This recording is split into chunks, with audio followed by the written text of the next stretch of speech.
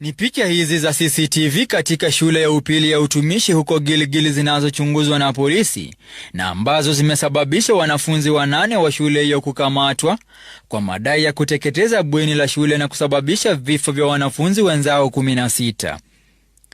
Picha hizo zinaonyesha wanafunzi 5 wakitembea kwenye bweni hilo la Merlin Waithera mwendo wa saa 6:10 usiku.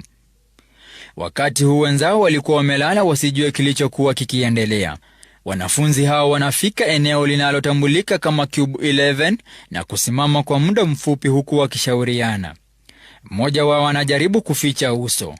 Mkononi wamebeba champali zao. Dakika moja baadaye wanafunzi hao wananaswa kwenye video wakikimbia kuelekea upande wa kutoka nje ya bweni hilo, lakini kuna wanafunzi 2 ambao wanasalia nyuma wakiwa wamebeba kiberiti na mkoba mkononi. Wanafunzi hao wanawasha moto na kisha wanaondoka wakitembea bila wasiwasi wowote. Hatua chache kutoka hapo wanafika eneo lingine kwenye bweni hilo ambalo kulikuwa na matandiko na kuwasha moto tena. Baada ya kuhakikisha moto huo umeshika, washukiwa wanatembea na kutoka kwenye bweni hilo huku wakiwacha moto ukiendelea kusambaa huku wenzao wakiwa wamelala. Mwendo wa saa 6:13 moto ulionekana kuendelea kusambaa kwa kasi.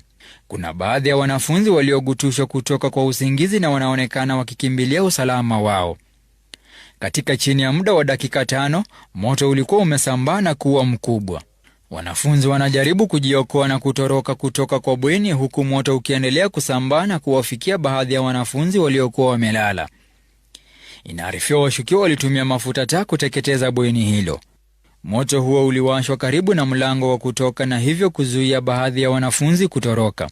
Moto ulivyoendelea kusambaa, kuna wanafunzi waliokwama na kukosa namna ya kutoroka baada ya kupata mlango wa dharura umefungwa. Hapo mlangoni wanafunzi 10 waliteketea na kufariki na kisha wengine 6 kuteketea maeneo tofauti ya bweni hilo. Picha hizi za CCTV ni miongoni mwa ushahidi unaokaguliwa na makachero ambao wanaendelea kukusanya ushahidi zaidi.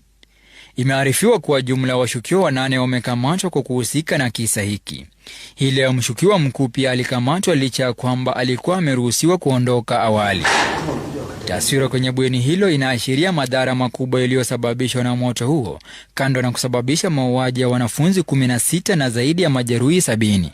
Kwa sasa polisi wanawarai wazazi kuwa na subira.